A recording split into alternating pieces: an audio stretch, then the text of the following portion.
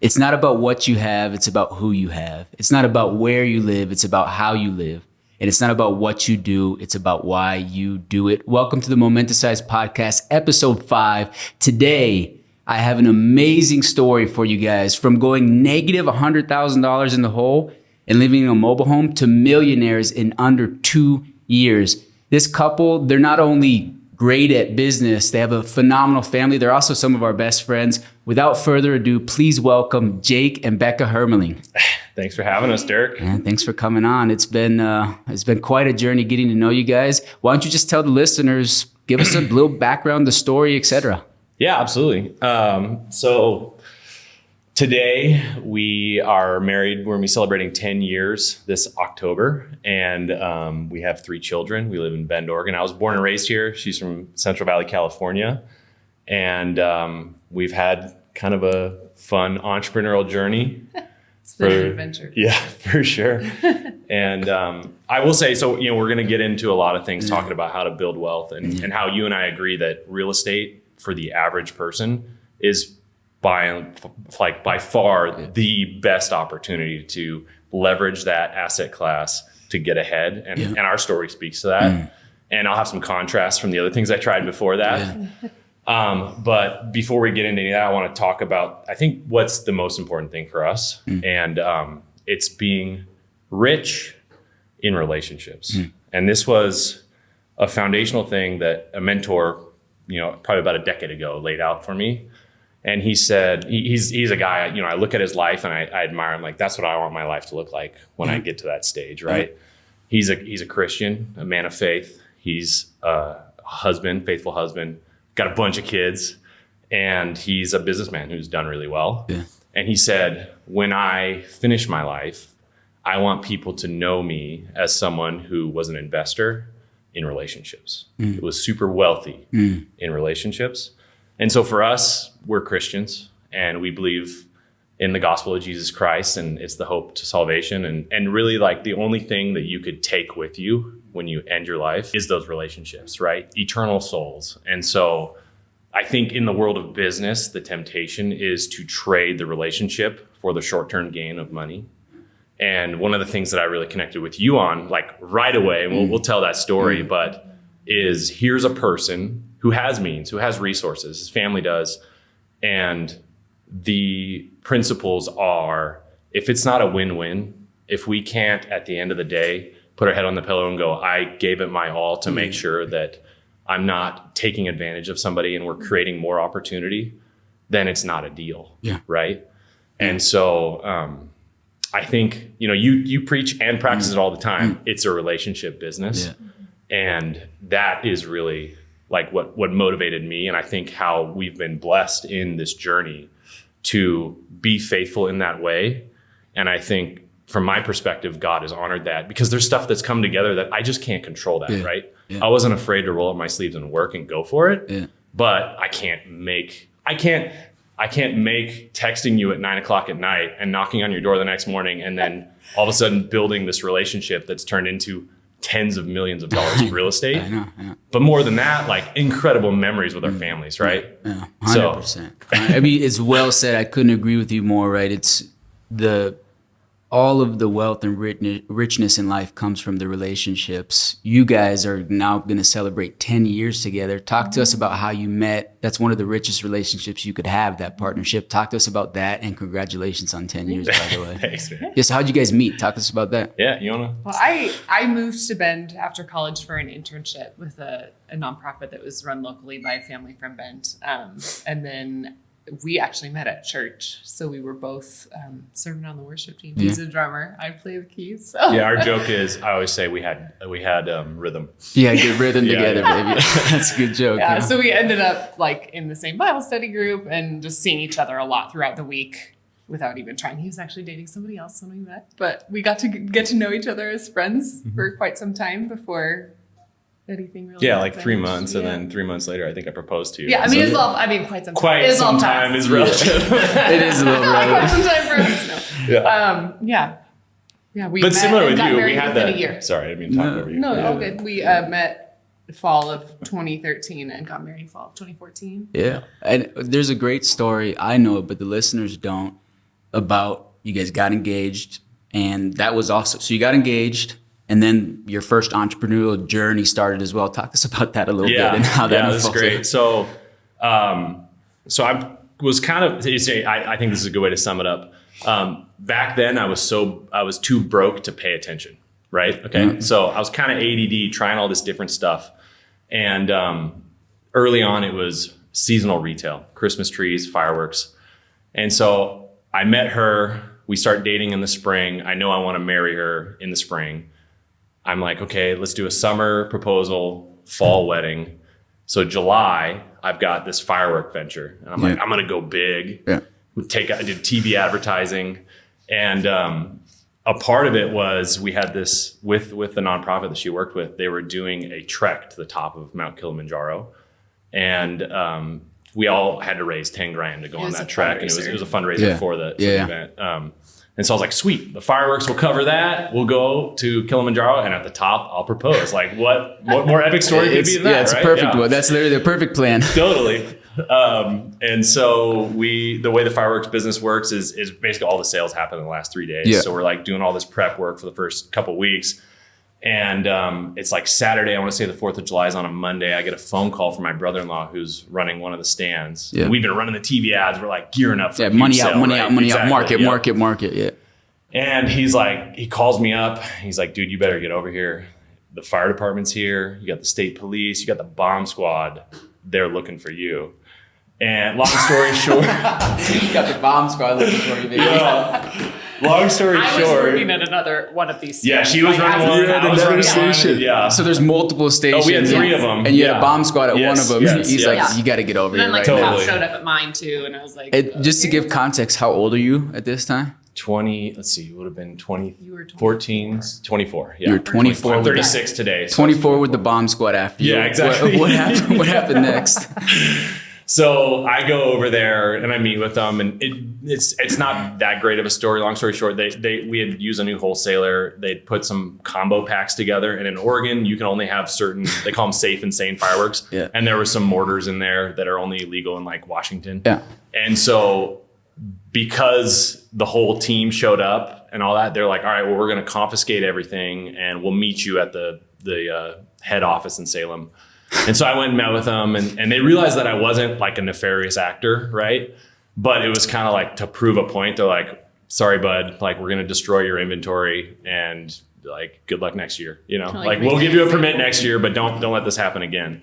So I'm going into the thing thinking in a couple weeks, I'm probably going to net, 40, 50 grand and go on this epic trip, propose to my girlfriend, and I'll have a nice little nest egg to start our life, right?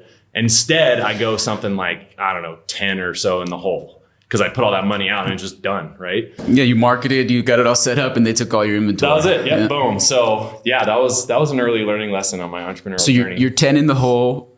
Did you go to Kilimanjaro? No. So that's what I didn't feel, I guess at the time, confident to go on that trip, go deeper in the hole, and start. Like, I just felt like I should get a job. I think my minimum for the trip was I had to pay them like $2,500. I didn't have to do the 10 grand. Yep. And I literally got a job at a restaurant. And I was like, I know we want to get married. That was actually awesome. The advice from our parents at the time. Cause a lot of people, I think they'd look at that situation like, well, why don't you wait and get your ducks in a row, whatever. And we knew that we were called to get married. Exactly. Yeah. And, it was like, look, you're going to go home every night broke during this season. Would you rather go home separate, or would you rather go home together? Hey, you're broke now, dude. You want to go together? Yeah. So, anyways, the way it played out is I got the job at the restaurant, and then she was going to be gone. I think it was for 10 days, right? I did. Yeah, she was still committed to the trip. And so we did the fundraising for her part. And so what I did is I wrote a letter for every day that she was gone. Yeah. And I sent him, she didn't know, I gave her the package at the airport when I dropped her off. Yeah. And I was like, hey, read, and it was day 1, day 2, read these while you're gone. Did you cheat or did you No, do? I didn't. Yeah. Oh. I'm a bit of a rule. That's good. That's good. Something we balance each other out. See, I would have been like, day 1, I'm going to read day 10. I'll keep that in mind if I ever write you a bunch of letters. I'm just kidding. I wouldn't really be surprised. So you wrote her letter for every day. Yeah. And then the last day I picked her up, we drove from Portland. I raced to catch the sunset at Subtle Lake, just outside of Bend, and I proposed. Yeah. And she said yes. And that was one of the things. I remember we had this conversation, and she was like, "I just want to be with you. Like, if it's in a shack, I'll do it." And so, you know, talking about like knowing that she's the one. I knew she didn't want me for my money. Yeah. Right? Because you're negative 10 and all, so money. You're good there. Like, you're good. Yeah. That's good. So yeah. And so you're like, I'm good looking and have a good personality. Yeah, exactly. We work with what we got, baby. We work with what we got. Yeah. So yeah. So you propose then. Yep. You go to Kilimanjaro. That's right. And you get a job to start getting. I'm working at a restaurant. Yep. And that was July of 2014. And so here's to get back to where the story began for the next venture, right? Is while she's climbing the mountain, I get this opportunity to sign a lease to open a coffee shop in this new like cool tech co-working space. It was the first one that was opening in Bend. And that was just through a relationship. I was renting a desk at a co-working space. And so I called her family and I was like, I want to do this. Like, what do you think? You know, because you couldn't get a hold of her. No service. Right. Yeah, exactly. Yep. No service. And they're like, we trust you. You know, if you think it's a good idea, I'm sure she will support you too. And so I signed the lease, baby. Boom. I was like, 5 years, let's go. And so I got down off the mountain and got to the hotel and like go online, and like one of the first things I see is like he posts a picture of himself on social media. Yeah. I guess we're opening a coffee shop. Let's do it. So yeah, I proposed. She says yes. I said, oh, by the way, this is our next thing. The next venture. Yep. We're gonna get it. We're gonna get out of this $10,000 hole. This is how we're gonna do it. Yep. So you signed the lease. Now you started the coffee venture. What was that called? It was called Stackhouse Coffee. Stackhouse Coffee. Yeah, it was a little nod to my dad. Actually, he was an entrepreneur. Unfortunately, he passed away when I was a little kid in a car accident. Yeah. But he was a really successful business guy. He kind of similar. He borrowed $10,000 from his mom to open a little lumber brokerage office in what is like old school old mill. Back then they call it the box house. If you go by now, it's called the box factory. It's all developed out, beautiful high-rise buildings, whatnot. So we decided to call it Stackhouse kind of as a nod. And then the smokestacks in Bend are just an iconic, skyline visual there. It took a little while to get that thing open, construction, that kind of stuff's always delayed. But we kicked it off, I want to say March 2015 or February. And it was like the spot in town because the building was 26,000 feet. There was all these tech companies around the perimeter, and in the middle was a cafe, and it was like where everybody kind of wanted to be or rubbing shoulders. And so I was excited about that because I had just gotten my real estate license. And so kind of my whole strategy going into it is I had this coffee experience and this service industry experience. We'll kick this thing open. I'll make coffee in the morning and network over the bar, and I'll sell real estate in the afternoons and the weekends. Yeah. It's a good plan. Yeah. I mean, the reality is there's not a lot of money in the coffee business. Yeah. And so I was essentially just subsidizing the thing with whatever real estate commissions. But it was all along, I was like, we'll build it up, get a nice, base of clientele, and then we'll sell it in a couple of years. Yeah. And I can kind of take this almost decade of experience I had and leverage it to move on to the next thing. Yeah. Yeah. So the plan was always, we're going to start this. We signed a 5-year lease. We're going to start this and we're going to build it up and then sell it off. That was the plan for the coffee shop, right? Yep. And what was it like starting that together? You got a new marriage now, started a new business. What was the day-to-day like? It's an adventure for sure. Starting off, I had another side gig. I was a caregiver for a little boy who had special needs, so I'd spend the afternoon with him at his house. And I taught a few piano lessons here and there, but we get up early, open the coffee shop. At a certain point, I had to quit those jobs because I needed to be there all day. But I mean, it was a grind. I'm glad we got to do it together. Yeah. I think for our marriage, it set a great foundation because it was just jumping in, let's do almost every second of our day together and face trials and challenges with people and also, just business, right? Things not going your way. Yeah. I think it forced us in some ways to grow up together really fast. Absolutely. And to work through hard things together really quickly that maybe would have taken years to work through or figure out or, have those opportunities to face those things together. So it did definitely solidify a lot of things and strengthen our marriage in a lot of ways that I think are really unique to that opportunity. But see, most people would be like, hey, that's kind of crazy to start working with each other right off the bat, open a coffee shop. But you guys obviously have the silver lining of it created the foundation of now what we see today, which we'll get to what we see today and what it's turned into. So coffee shop's going. You guys are working your butts off every single day together from open to close, doing everything from ordering to cleaning. Oh, yeah. What happened after that? Yeah. So, I mean, we built it up kind of like what I was wanting to do. And we had a pretty decent little business going. But I mean, you learned quickly, like no money in coffee or what? Yeah, pretty much. I mean, I think we would net $25K a year, something like that. Right. And so after paying yourself?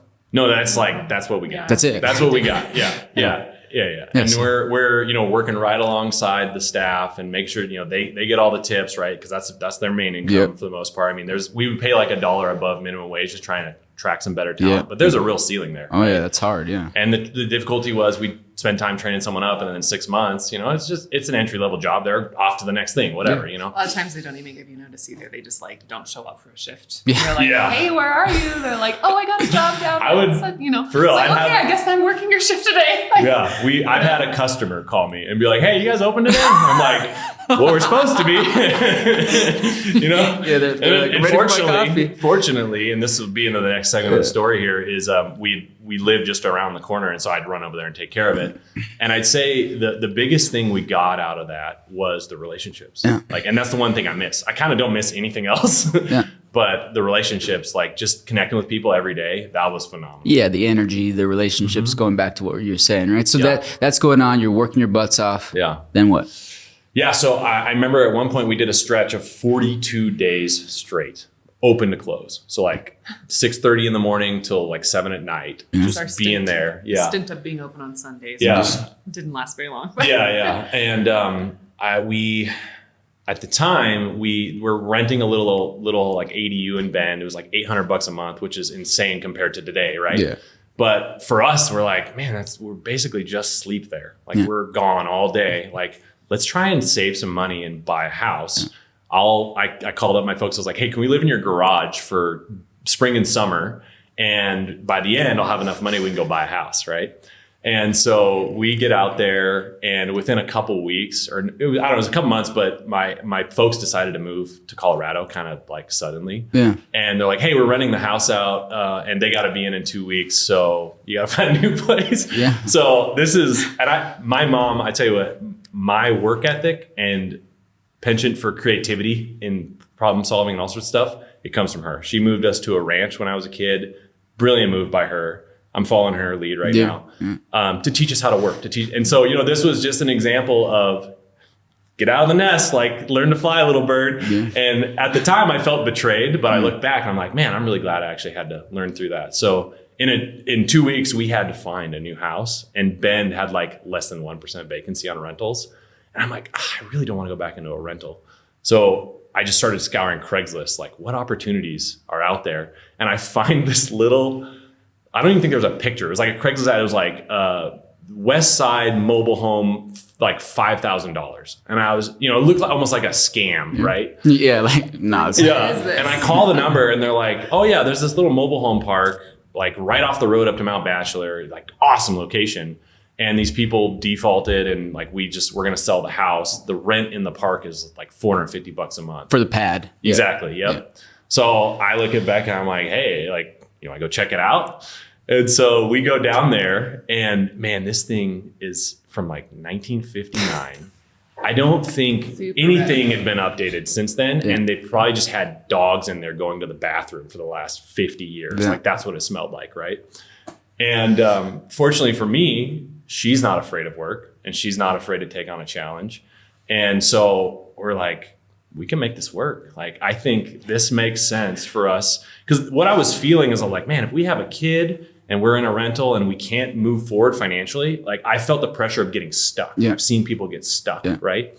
And so I'm like, we got to make our moves now. Yeah. And so that was one where I was like, I don't know how to fix a house, but I think we can figure it out. And I know some people, and so, I negotiated with them. I think I got it down to like $3,500.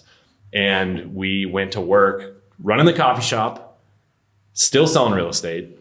And then whatever cracks of our day, I'm in there demoing, figuring out plumbing, figuring out electrical, renovating this thing. We sold my car.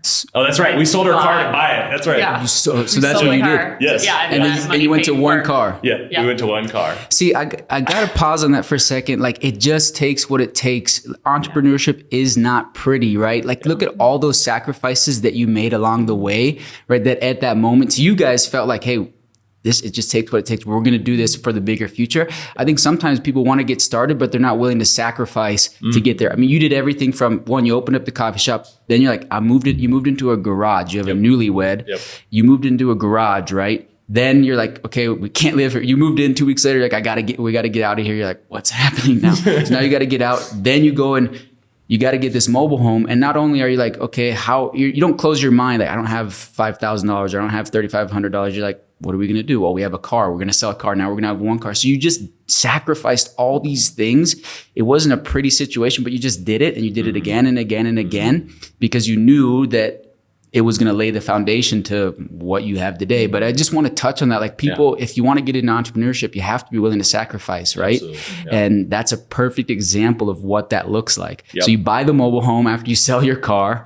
Now you're carpooling together. You're demoing or walking. depending on where we were staying. Fortunately, it was close enough that we could just walk over to there. This is another thing too, though. Like, it wasn't livable right away. Oh. Like the fact, I mean, he talks about being relationship rich. Like, we basically couch surfed for 9 months. So you're out of the garage and you just couch surfs to friends. Staying with friends. Like, we have incredible community, friends, incredible friends. Like, and in that season, we built incredible relationships with these people. Living with them. And our peers were like, y'all are crazy, right? Yeah, we had so many friends who were like, we would not live there. We would never do this. Well, but exactly. What are you doing? Exactly the point. Most people get married, then they get a large mortgage. Like they say, like you said, they get stuck. They buy all the they need all brand new furniture, so they go into debt on the furniture, right? So now they're stuck, and now they're stuck in this rat race, right? Where they're not willing to do what you guys were willing to do. And so if you're young and going to start a family and you want to be in entrepreneurship, listen to the story. You have to take sacrifices. Absolutely. And you guys will find out what it turns into. But yeah, so you got the mobile home. You couch surf for 9 months while you're fixing up the mobile home while you can between running the coffee shop.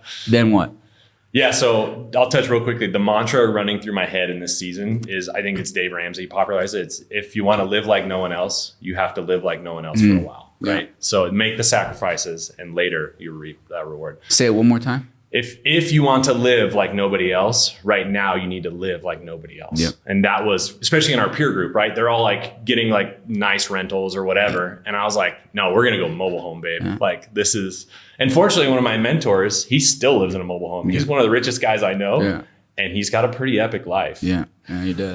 So what's next on the story? So in this season, this was the hardest season for sure. There were moments where I think it was me more than you, but either one of us would like break down. I had a couple panic attacks. There was I don't cry a lot. There was a few times that, man, I struggle with depression. You're a tough guy, and so you cry. I remember our wedding gift was this California king size mattress that my parents gave me as a memory foam. It was like my whole life I slept on a bed that was too small. I'm 6'5". You're big, but we are like shuffling our stuff around because we're couch surfing, right? And I bought this shipping container to store our stuff on my parents' property. Yeah. And there was a hole in the roof that I didn't know about. And in the winter, it leaked water on the mattress. Yeah. And after 6 months or whatever, we saw there was like mold growing on it. And just with all the stuff I had going on, seeing that, I literally just sat down and started crying. I was like, the moldy bed was your tipping point, dude. That was my one thing of like, this is my comfort. Yeah, you're like, I'm 6'4". I'm 6'4". Are you kidding me? Yeah. And fortunately, back to, and really why I wanted Becca to be here with me today is we lifted each other up. Like in that moment, she was strong and she's like, babe, it's just a mattress. We're going to get through the season, And so, you and I agree on this. We both married up and the gals that we married. Congrats, bro. Yeah, dude. Right there, boom. Not only are they good looking, not only are they brilliant and creative and fun and fun to flirt with, but they are the woman behind the man, right? Like God created us to get out and get after things, and we're gonna take some bruises, and to have that sort of encouragement behind you, dude, it's like rocket fuel, right? It is literally everything. Yes. It is everything. So I agree with you. And it's, yeah. So that was one breakdown. I remember another one I'll touch on. So in the middle of this, I finally finished the house. Yeah, the mobile. We've been couch surfing, right? 9 months. Yeah. And we move in, and I remember like one of the first weeks, because we've been working every day at the coffee shop, I was heading out to work, and like she was kind of following me, and I was like, hey, like, you don't gotta come in today. And she's like, well, what should I do? And I was like, I don't know, do whatever you want. Yeah. And then like the look on her face, she was like, I can do that, you know? I like almost cried because it had been so long of just like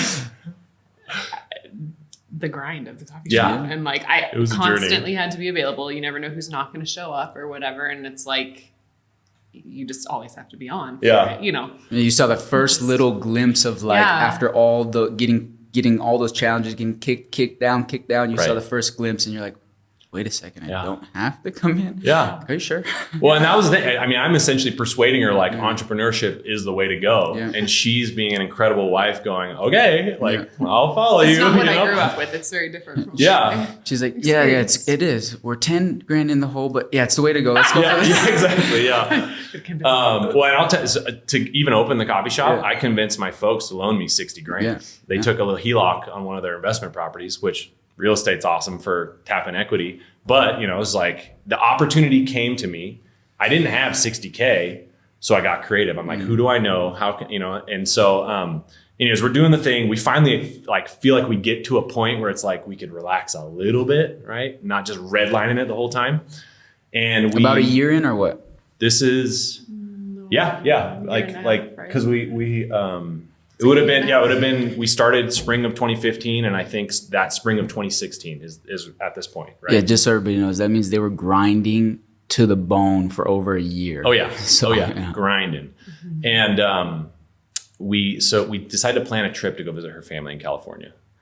And we take the trip. It's like, I've got the staff running the coffee shop. It's at a stable enough point where we feel like we can go and do that. It was the best staff we'd had. Totally, yep. And we're boarding the flight to come home from that trip, and I get a phone call from my brother, and he's like, hey dude, just want to give you a heads up.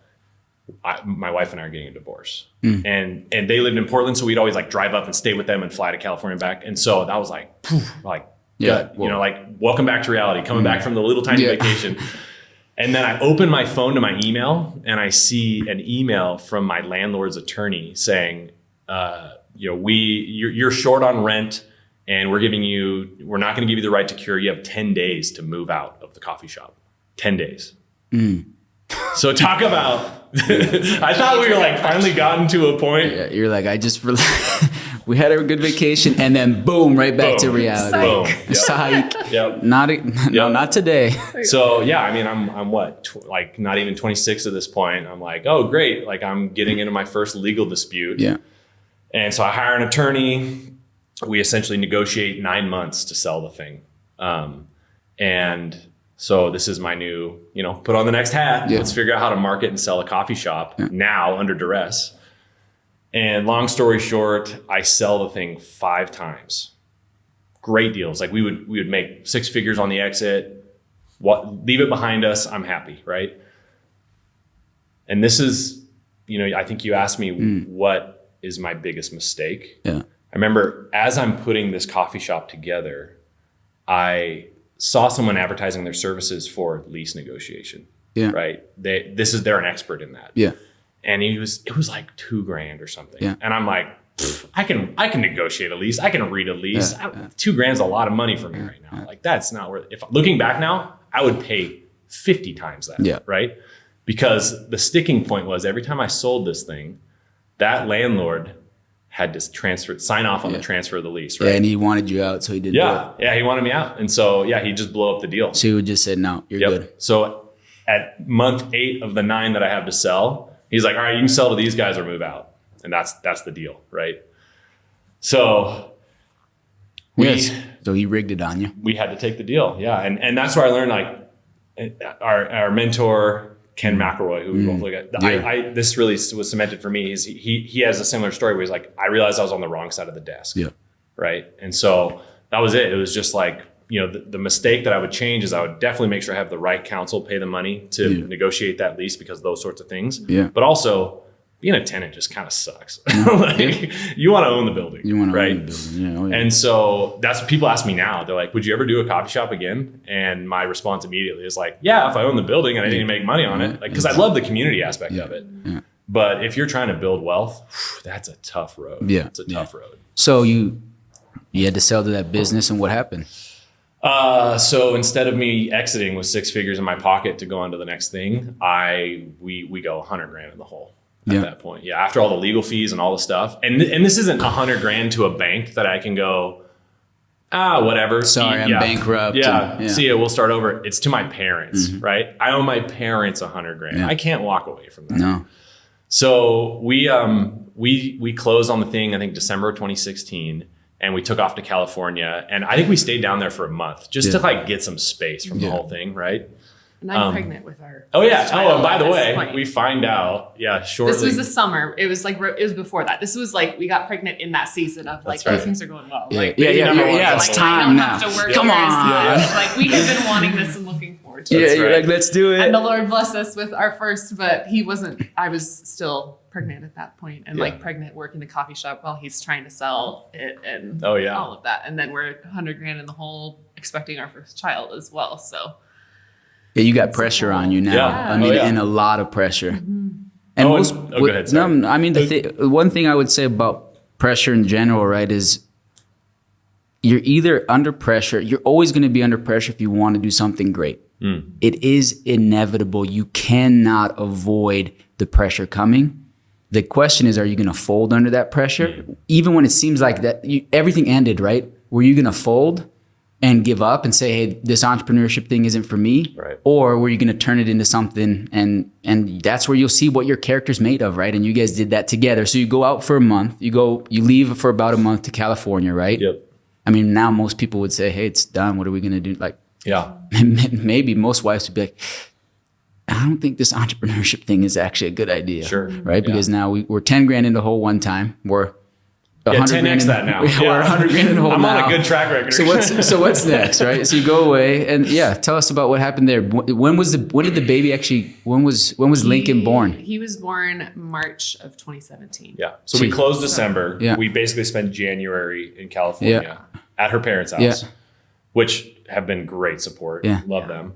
And then we come back to Bend in February, like, all right, time to start digging out of the hole. And get ready for the baby. I will say though, fortunately, that move into the mobile home, I mean, we're living for $500 a month, right? So back to the relationship thing, in the coffee shop, there's a couple guys that started a tech company. And that was part of why I wanted to be in that sphere is the tech was really appealing to me. Yeah. And they're like, hey, like our main sales guy just left. You seem really good at this. Why don't you come to work? You are really good at sales. And so I went to work. I got a commission-based, salary plus commission job that had brought a little stability, right? That salary. Yeah. And I still had the real estate license. And so I was like, you know what?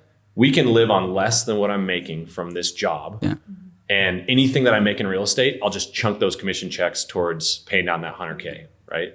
And that's what we did. We hunkered down. Baby came, we celebrated, and I just went to work. And I had, man, I tell you what, getting married and having kids, if you that's what's going to make things go, right? Yeah. One of the things that gave me a lot of confidence in that time was seeing Jake's humility in his willingness to work. Like when we went in the hole, or he went in the hole with the fireworks thing, he was willing to not go on a trip to Kilimanjaro, get a job at a restaurant and work hard to dig out of that hole. When we were in the hole after Stackhouse, he was willing to get a sales job, salary plus commission. So he was able to make more, but just get a job and work hard to provide for our family. And he was still doing the entrepreneurial thing in that time, but seeing his work ethic and his humility that he wasn't, being an entrepreneur wasn't an identity in and of itself. It was a means to serving and loving and caring and providing. And so the fact that he was willing to lay some of that aside for a season for something more steady to provide and to dig us out of that helped give me a lot of confidence as well. It's beautiful, right? So March of 2017, you're $100,000 in the hole. You just took on the software job, and Lincoln's born, right? That's right. Okay, talk to us how you start shoveling away. Talk to us how the rest of it unfolded. Because we're from, like we talked about, it's from mobile home, $100,000 in the whole mobile home to Millionaire in 2 years. Yep. How did that happen? Absolutely. So I knew I wanted to buy. piece of real estate. Yeah. And probably it was going to be our own house, right? Because of that lesson you had when you were the tenant leasing, you were on the wrong side of the desk, because you were in the real estate game in general and you're starting to refine your skills as a broker. What made you realize you wanted to do that? I mean, it's something that I think growing up, like something my mom actually really modeled for me, is because she was buying rental properties, and so that was the example that she was setting for me. It was like, hey, you got to have assets, right? And so I just knew, I was like, man, if I want to get ahead, I got to own, right? And so, and plus, like, I think every person, especially you have a family, you're like, I want to go on a piece of real estate. I want to have my own house. Yeah. And so that was really the motivation. I was like, let's figure out how to get out of this mobile home, then not into a rental, right? And so within a year, I was able to chunk out that debt. And the next summer of 2018, I was on the hunt for a piece of real estate. And I was mostly... So a year of chunking, year of just commission on software and commission on real estate, getting the debt paid off. That's right. A year. And you did it. You did it in 2017. Yep. Yeah. Just living lean and doing it. And I really I'll attribute it to that move into that little house that was cheap, living below our means. Yeah. And my wife being supportive through that. I mean, she wasn't working, right? She's taking care of the baby. And that was one of my goals is to put ourselves in a position where she didn't have to do that. How are you feeling during that time, Becca? I mean, Lincoln's born. What was going through your head? That's a good question. I mean, it's all a little bit of a blur, you know, having a new baby, sleep deprivation, all that fun stuff. First one was rough, Yeah, it was rough. He had a tongue tie and some complications that just made life a little harder initially. But, you know, I had a lot of confidence in Jake. I had a lot of confidence in his work ethic. And honestly, I mean, we've mentioned before, like, we are people of faith, we're Christians. Mm-hmm. I had a lot of confidence just in the Lord providing. Like, I had seen him do that before, even providing the opportunity for the mobile home. Like, as hard as it was to get into it, like, I had just seen his faithfulness in that. And so I had a lot of confidence in the Lord, and I had a lot of confidence in my husband, and I saw how much he sacrificed and how hard he was willing to work to care for us. So I don't know. I think there was I felt a lot of stress because I felt his stress, and I'm a fairly empathetic person. And so, you know, especially for my husband, like, we're living under the same roof. I care for him deeply. And so I felt a lot of that and would carry a lot of that. But I also just had a lot of confidence and peace, even in the hard of it all. So, faith and belief. Yeah. That's beautiful. That's beautiful. Thank you. Yeah.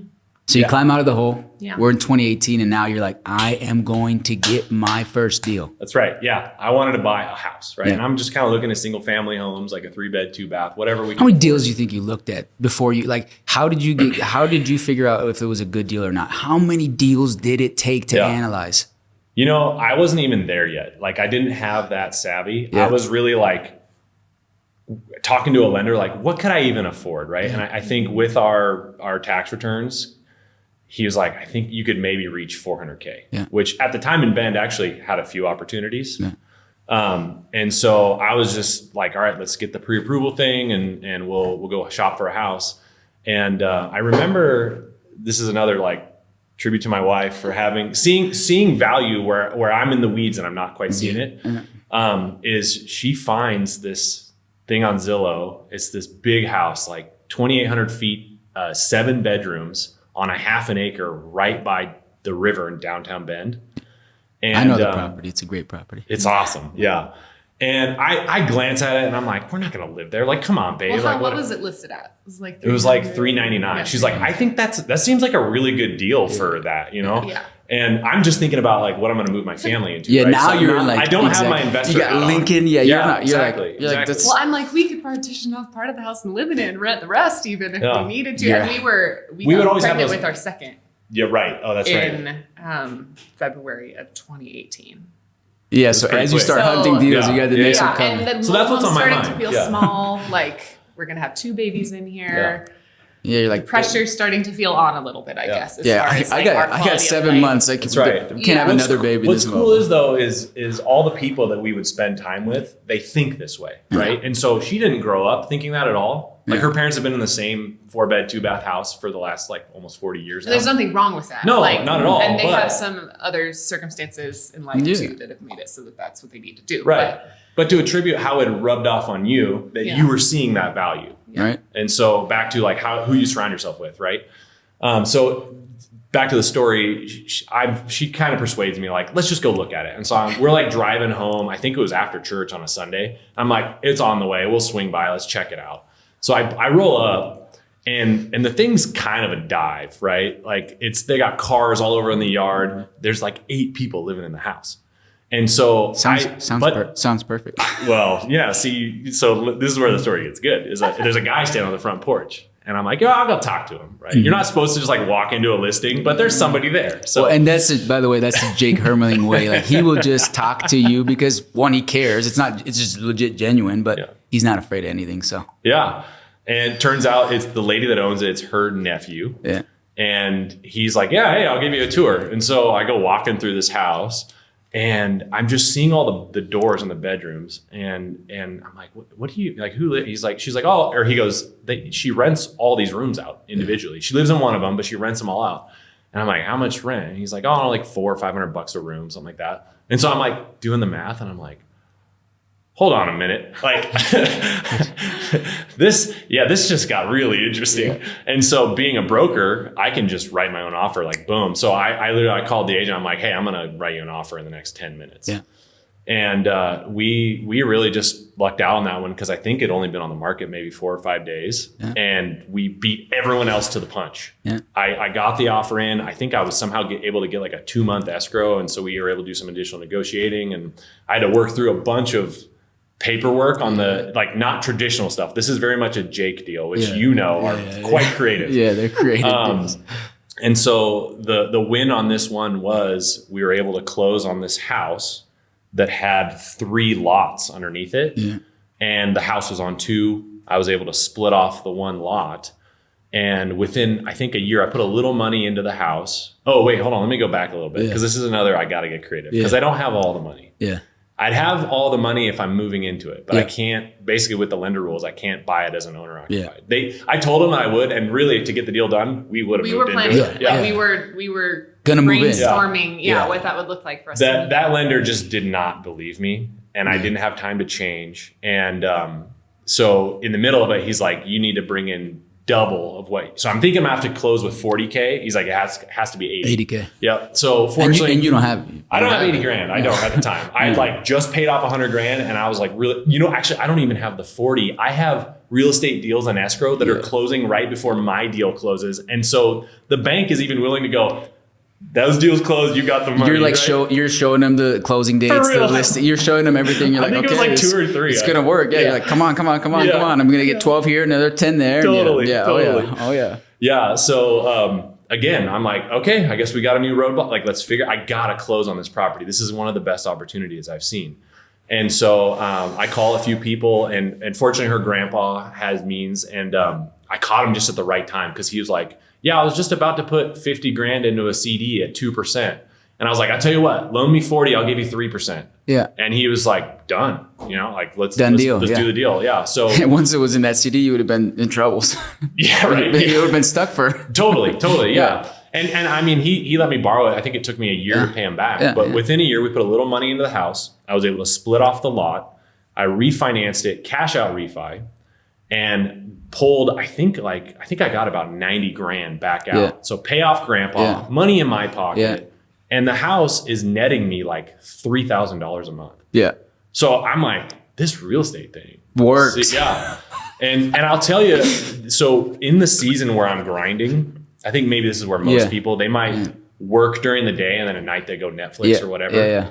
And we did a little bit of that. Don't get me wrong. We're humans. Yeah. But anytime I was doing something where I'm not interacting with people, some sort of manual labor, I had a podcast. Yeah. Dude, he still does that. Bigger pockets, real estate rock stars, all sorts of stuff back then. And I'm listening to the stories of guys, these are the deals we're doing. This is how we're doing them. And this is why. Yeah. And I remember what really cemented it for me is one guy talking about, he's like, I, as a real estate investor with passive income that funds my lifestyle, my son's got a baseball game in the middle of the week, or a practice at 2 p.m., I'm there. Yeah, doesn't matter. I'm there. And my dad, he was gone when I was a kid, right? That's a big hole in my life. And so when I think about how I can create an opportunity to be with the people that I love when I want, right? Not someone else telling me, oh, you got to be here from 9 to 5 to do my thing, which nothing wrong with that. But I'm just saying, I don't want that. I want to be there. Yeah. And so that to me is like building wealth is options. Yeah. I don't care about the money. Yeah. Money's just score. Yeah. Options to live a life the way you want to live it, that's motivating. And so that gets you through those hurdles of boom, you got to figure out how to come up with 80 grand. Yeah. Let's get creative. Let's get it. Yeah. Exactly. Yeah. You had a burning desire and a passion of why on why you actually did make it happen. Just before we go on, let's break down that deal just for anyone who's in the same situation, trying to get their first deal. So originally you were going to be able to bring in 40 grand because it was going to be your primary house. Correct. Right. And then it doubled because now it was going to be an investment property. So you have to bring more money down for people who don't understand that component. You didn't close your mind. You went and used your resources to go and figure out how you can make a win-win. Right. Becca's grandpa gets interest, a little more interest than he was already going to get. Right. He and it's backed by real estate. Backed by real estate. Everything's covered.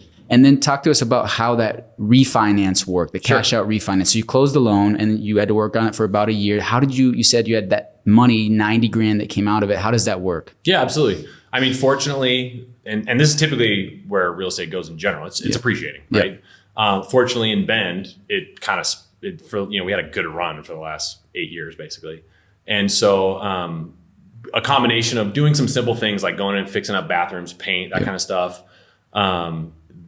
Just being able to give it a season of a year with those improvements, you get a new appraisal and the comps around it are better and awesome. And so it just hit a bit higher value. And how much tax did you have to pay on the tax on the money that I borrowed? How much tax did you have to pay? Yeah, exactly. Because it's tax-free income. Yeah. So what Jake did there, rather than have to, normally people think we have to sell our property so that we can get any money out of it. Well, when you do a refinance like Jake did there, because the value had appreciated, when they did an appraisal, they said, hey, now it's not worth $399 anymore. It's worth $499 now or $599. He put more debt on. That's a non-taxable event. And so Jake was able to get 90 grand out, keep the property, keep the cash flow, like he said, for 3 grand, which by the way, to get a $3,000 net cash flow property a month is spectacular. So that's hats off to you for seeing that deal, because you can't get that. Like, how hard that is to do. So I just wanted to break that down, right? For somebody like you were saying, if you're trying to find a good deal, right, and you're hunting for a good deal, model what the Hermelings did there. Model that idea. Look for something that has a lot of bedrooms. Look for something that you can add on, right? Look for something that has a lot of cars, that's old, that has some stuff like hair that you have to figure out how to get through. Like you said, you had to go over a bunch of hurdles. Most people too complicated, not for me.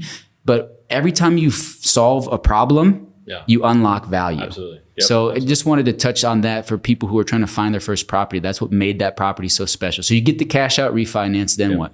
I still have to find a house for us. We're still in the mobile home at this point, right? So I've got what time where in the timeline are we now? This would be 2019. Right. So was Evelyn born? Refinances. So was Evelyn born in the mobile? She was born. Yeah, baby. In our mobile home. Just the two of us, dude. You got Lincoln. The midwife. Yeah, meaning no mid. This is like, we just didn't have time. People say like, oh, we had our baby. She had us, dude. Like she came out so quick. Yeah, it was like, what's up? The contraction to holding her in my arms was 2 hours, and like the whole first hour and a half was like not that big a deal. I didn't realize how far along I was in labor, and then all of a sudden it was like, oh, this is happening right now. So she caught her own baby in our bathtub. As he FaceTimed the midwife, which is exactly what I wanted him to be doing. You're like, okay, this is what's happening. Okay, take a look. Can you see? Dude, to determine the time which way's the camera? Which way's the camera? For real. For us to determine the time of birth, we had to look at the timestamps on the phone calls. Yeah, it's amazing. And it was 11:59 and midnight, and we decided that's amazing. What a so I mean, not only are you guys finding your first property, but you're also birthing your own babies at home. So yeah, I don't know if I'd recommend that for everybody, but it seemed to work. Yeah, don't try this at home. Yeah, exactly. Especially not in your mobile home. You can make the babies at home. Just don't birth them without assistance, unless you're really confident. Exactly. All right. So Evelyn's born. She's born. Yeah, and the mobile home is feeling really small at this point. I mean, how big was the mobile home? Just for context, 680 feet. Yeah, 2 bed, 1 bath. Just so everybody understands what they're going through. And I worked on it myself. So when you're doing laundry, the toilet didn't really flush perfectly. Yeah, DIY, baby. It's a DIY type of thing. Yeah. I'm like, dude, we got to find a new house. And so awesome thing is I now have equity, right? And I've got a bit of cash. Yeah. The kicker though is that lot, right? I rolled that lot out. And so initially we're thinking, let's build a house on that lot. I can do a house on an ADU, a little house hack. Cause again, my goal is I want to get to a point, especially as a commission-based salesperson, to have enough passive income that I'm not doing the spikes and, the winters and the summers of commission income, and have my lifestyle funded by passive. And then I can really be a good advisor to anyone, where I don't need you to buy this house to feed my family. Right.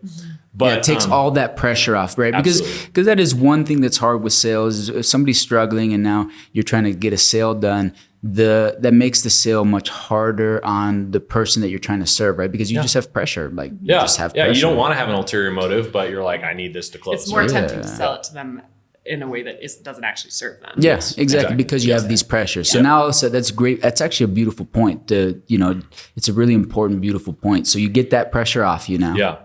Yeah. And so ultimately we decided we didn't want to build a house right next to our tenants, even though it's a cool location. And so I just started looking around for other lots, and I put that lot up for sale. And this is a fun creative deal is I get this guy from California who wants to pay cash. And I'm thinking like, okay, I'm gonna have a taxable event on this. I don't really want to have to deal with that right now because I'm trying to keep my liquidity to move things forward.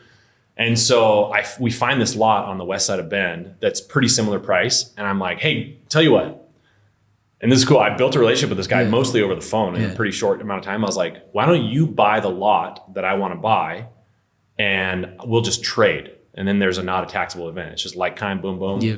And so I had an attorney draft up the docs. We got the deal done. And all of a sudden I have this lot in this high-end neighborhood where we want to live, free and clear. Just parlayed off this investment property that I bought. No cash in. It was amazing. I just want to touch, Jake is the creative king, right? So he doesn't close his mind, and he just starts to think about all these strategies on how to get what he wants, right? And so rather than sell the lot, get the tax, and now all of a sudden you don't have enough money to buy the lot, he just created a win-win situation for everyone involved. So you got to be to be a creative king like Jake, you have to also think about what the other person wants, because you have to craft win-win situations, right? Absolutely. Creativity works when it's win-win. It doesn't work when it's one-sided. And so I think that, my hat's just tipped. I've watched you do that in so many deals we've done together as well. But I just want to do a hat tip, think creatively in real estate. People think maybe it's like, oh, it's just the numbers, the business. No, it's like an art. It is literally an art and science. Yeah, it's a beautiful thing. So you flip into this lot in a beautiful neighborhood, just so everybody knows, high-end neighborhood. They're all million plus homes. Yeah, million plus homes. And we're in 2018, middle. I think we closed on it January of 2019. Okay, yeah. And I just got to work designing a house with an ADU because I knew let's put ourselves in a situation where we could have a house hack that funds our lifestyle. Yeah. So you built a high-end home that I know what it's worth. It's worth 1.4. You built a 1.4 million, probably 1.6 now. What's it worth? Man, the appraisal I got last year was 145. Yeah, 145. You essentially parlayed a mobile home into a $1.45 million home. Wow, this is the crazy part. Well, most people be like, oh, you're selling this, that. No, while also having all the cash flow that's coming in from the properties that you kept. So you built literally you funded, so everybody understands what Jake and Becca did. They built a beautiful high-end home worth $4.5 million that has a ADU on it that covers their actual mortgage on their payment. So now the people who rent their ADU literally pay for their mortgage on their $1.45 million home. And they have at the same time all this cash flow coming in from the rental property. So now they've become financially free. Is that correct? When we moved into that house and rented that ADU, that covered our monthly nut for sure, just for our own life. Yeah. And this is a beautiful home, guys, high end, it is nice. Well, and the real fun thing for me is, so before you get your construction loan, they do an appraisal just on the plans, right? And I think it appraised for maybe $850, something like that. And by the time we finished it, which was August of 2021, I think I refinanced it that November, that appraisal was 1.35. And I can't control that, right? That was part of the market effect. Yeah. But also it's I know how to create value. Right. And I got creative in that process, even how we did it, doing the tour of homes and getting subs to invest in, giving us some discounts because they got to showcase their product. And it was a really incredible experience where I got to learn and essentially kind of be a general contractor and build something that we love. And in the end, literally when I got that appraisal, I was not expecting that. And I looked at it and I think I walked out to you. I was like, hey, babe, guess what? We're millionaires. Yeah, baby. Hey, I think my response was really? What? What's going on? Yeah, It's worked. It worked. She called her mom. She's like, it worked. Yeah, totally. Yeah, it was just between the like 2 properties we owned at that point. We're net millionaires. I know. And all the and financially And free, cash flow, right? So I think that's Right. one key thing is like, that's a very secret sauce, right? What you did there, it is very challenging and very unique to be able to do that. But when the harder you work, like you said, you can't control the appreciation that was occurring in Ben. That's true. But the harder you work, the luckier you become. Yeah. Right? And as long as you don't quit, which you guys didn't do, that's how it all unfolds. So we got this beautiful home now. I will say, one say, caveat, and this is why we both love real estate, as opposed to, say, a Bitcoin or a stock or whatever. How much influence could you or I have the value over that? We don't have any. None. I mean, unless we could become the CEO of one of those companies, right? But real estate, I can force the value to go up because I can go in and roll up my sleeves and create more value. Yes, you can. You can see it, feel it, touch it. You can create the value. And it's a science. I mean, there's an art to it, right? You got to have some design eye or whatever, or work with people to do. Yeah. But really, it's like on a cap rate version, if I do this and I get that, the multiple's there, right? Exactly. And so that's why I love real estate. Yeah, and there's no cap to it. You can see, feel, touch. It's actually simple. It just takes good street smarts, like you said, learning some fundamentals and then figuring out, being able to see what others can't see yet, and then creating a value that you can force. So I agree with you 100%. That's why I'm like 98% into real estate. If you look at our portfolio, it's right there, baby. That's what we did. Let's go. So you created that. You're financially free. We got 2 beautiful children now. And that's pretty soon when I meet you. Yeah, and then we meet, which is also a great story. But I want to. Your story is more important to me than that. Well, your story is part of my story. Yeah, it is. It's been a beautiful thing. So you guys, you build that home, the ADU. You've become millionaires now in under 2 years. You've gone through all those struggles. What if you look back at that? What would somebody who's maybe in the same situation as you or wanting to chase the dreams like you guys did, but is a little bit fearful or has a roadblock in their mind right now, what would you say to them? I think if you're wanting to get started in real estate, just figure out a way to get in the mix, right? Maybe you're not in a deal yet, but get in conversations, right? Watch podcasts, listen to podcasts, but start, like, I think even just learning how to analyze a deal, right? Like go pull up a house and go, what are some comps in the area? Is this one underpriced? Could I rent out bedrooms? There's so many tools online, man. You have no excuse. Go find a spreadsheet that you could model out a BRRRR method, right? Which is what we did on that first Hill Street house, right? BRRRR stands for? You buy it, right? You rehab it, you rent it, and you refinance it. Cash in, cash out, cash flow, move on to the next. You can rinse and repeat. And, hats off to the bigger pockets guys who popularized that because that's how I learned.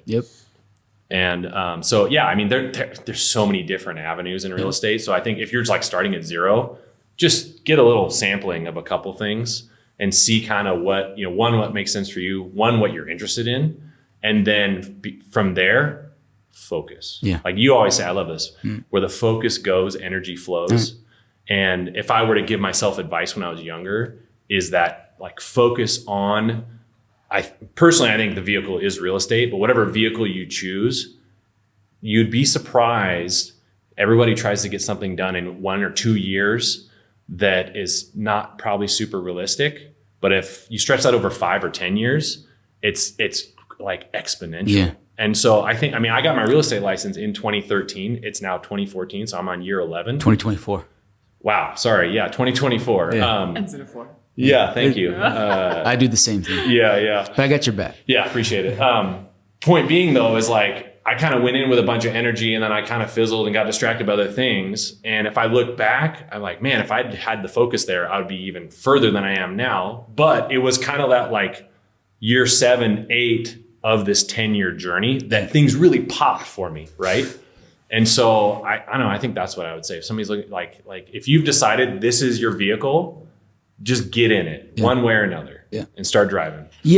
So everybody, just so you guys hear and listen to that, 10-year journey is what he just laid out, right? 10-year journey. And it wasn't until year 7 or 8 that it popped. And then when it popped fast. And I always talk about that, right? It's an exponential moment. Success happens in an exponential moment. It doesn't happen in this linear fashion. You're putting in all this effort all the time. And you expect, because that's how it would be, that you would see progress coming with all the effort you're putting in. And sometimes you see a little bit of it, but then it sinks down, right? And you have all these moments where for you it's a 7-year period. You know how many people would typically quit when they go in debt for 10,000 or 100,000, right? Or even they'd be like, they would just quit. Like that's just what it is. It's year 7. Think about that. Think about how much time, effort, commitment, sharpening of saw, hours into it takes, right? So do exactly what Jake said, and then just don't ever quit on yourself. Because if you begin with the end in mind, like what Jake and Becca's goal was to have options, to have freedom, which today they have. They can do what they want.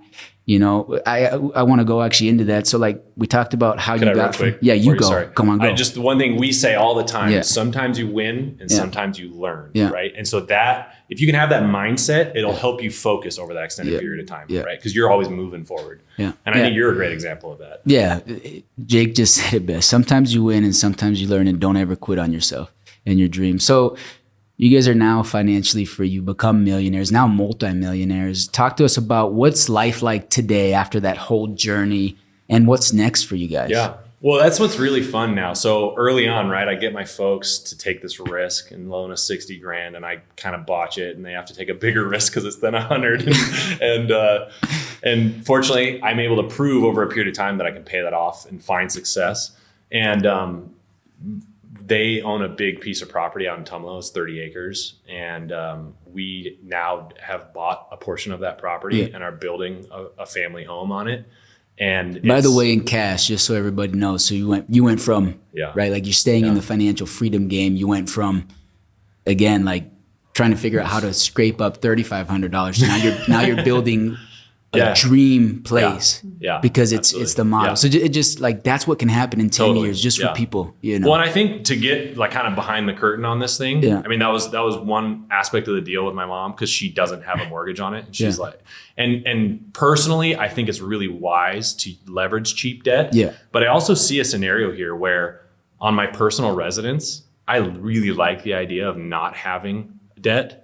And I'm able to fund that because I did cash out refinance on my investment property. So I have tenants paying for that debt that's tax free, and I get to go use it for my personal stuff and have no mortgage. So it's put us in a situation where it really does feel like a level of freedom that at 36 years of age, like that's the power of real estate. Yeah. Because it is, and it's really, really cool that you guys are doing that. What do you say to somebody that says like, oh, I can't do it? Because just so you guys know, Jake, unlike me, I had an infrastructure, right? I had built an infrastructure. I'm not a self-made entrepreneur. I have a lot of infrastructure.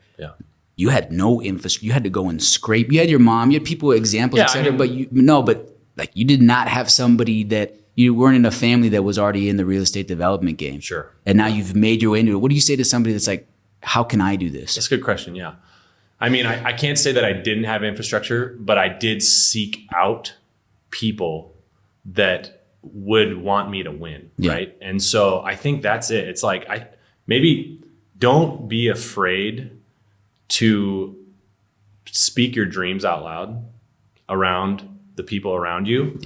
Because good people, the people you want in your life, they want to see you win. And if you are, I think you talk about it as manifesting, but it's like you're projecting that infrastructure, you can build it, and it doesn't have to be your family.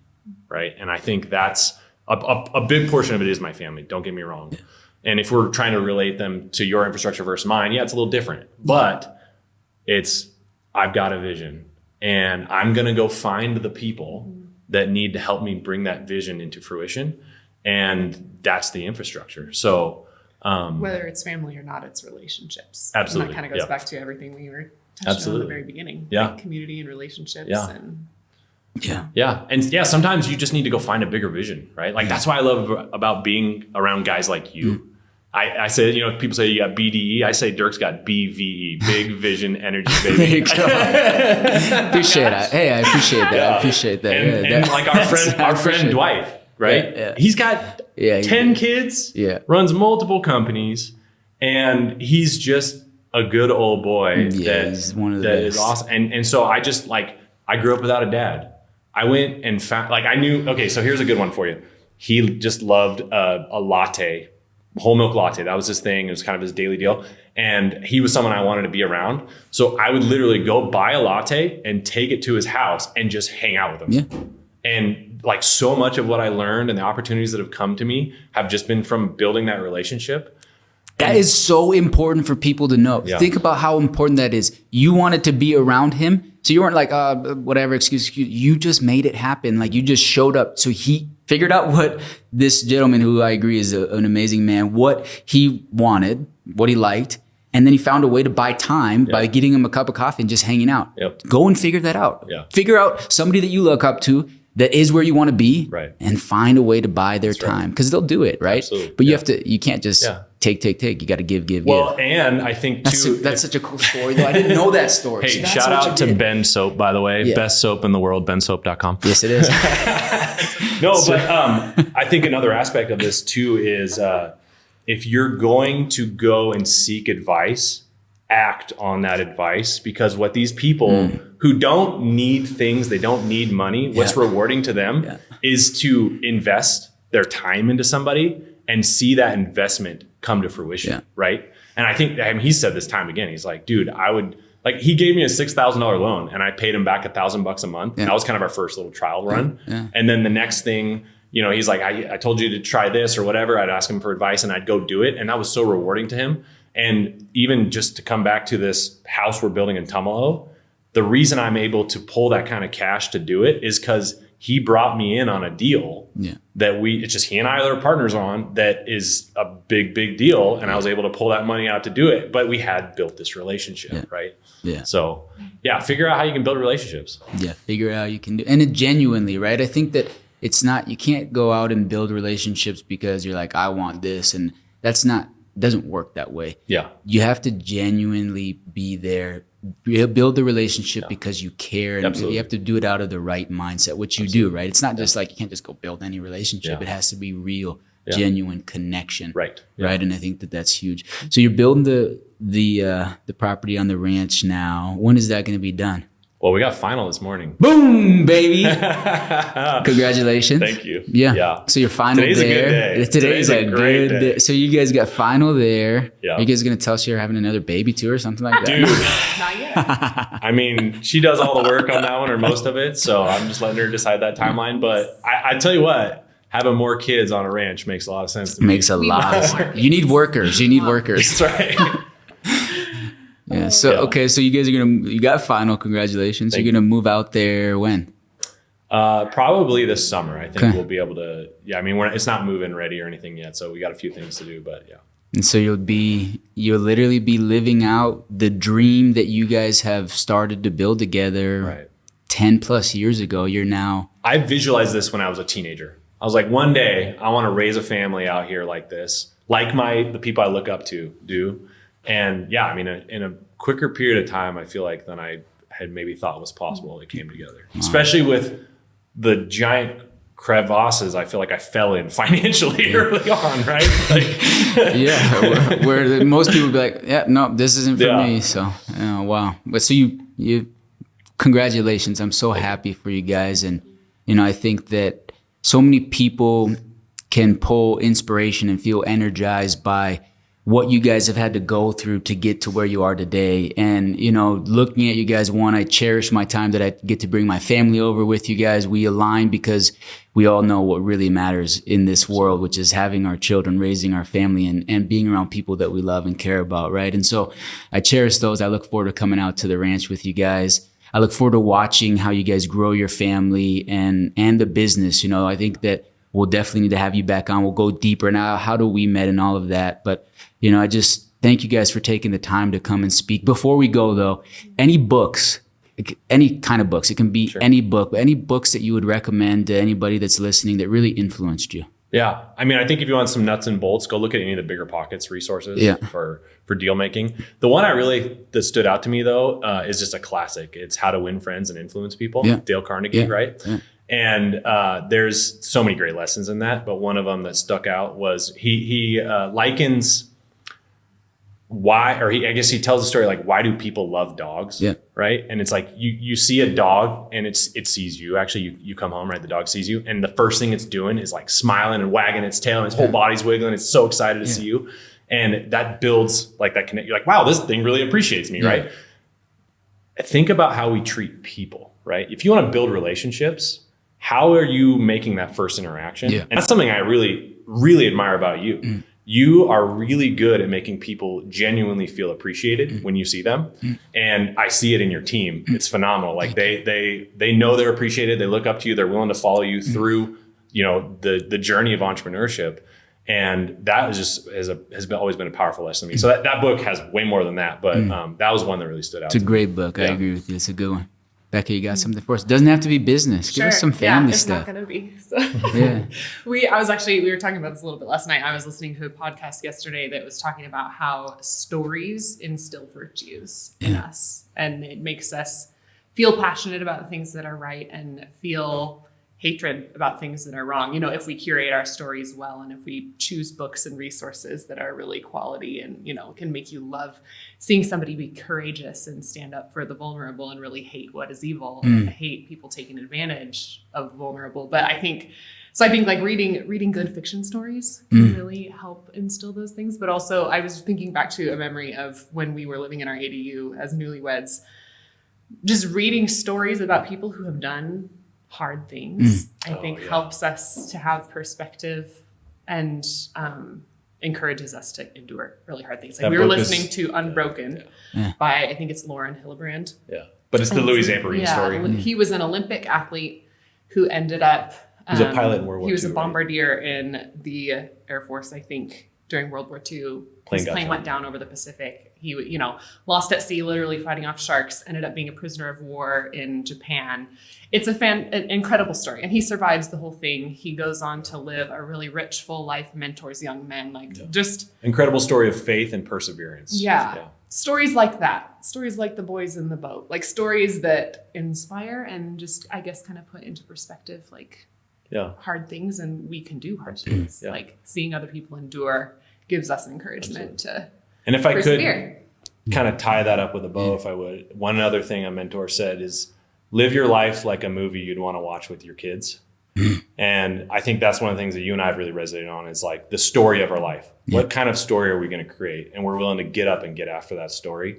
And so I like that framework a lot. Live your life like a movie you'd want to watch with your kids. Yeah, well, you guys are doing a really good job of that so far. I can't wait to watch how that movie evolves. And, I really cherish my friendship with you guys. I cherish all the moments we get to spend together, and I can't wait to watch you guys continue to stack on. For people who want to be able to connect with you or anything like that, what's the best way to connect with you guys? Yeah, I mean, if you want to find me on Instagram, it's at Jake Hermeling. Okay. And then I've got a real estate brokerage here in town. So if you're somebody shopping real estate in the Oregon market, Oregon Home Team, we got a boutique brokerage of 6 of us. We'd be happy to help. So you go to Oregon Home Team or OregonHT.com. And you want me to give out your phone number? And by the way, contact him for that. Yeah, but if somebody is looking for a great agent who's creative and a great group, Oregon Home, they've done just a phenomenal job. Jake and I have done many, many deals together, and we're going to do many, many deals to come. So that's right. It'll be great. We'll link all that stuff to the bio. Thank you guys for coming on, and we will see you on the next one, baby.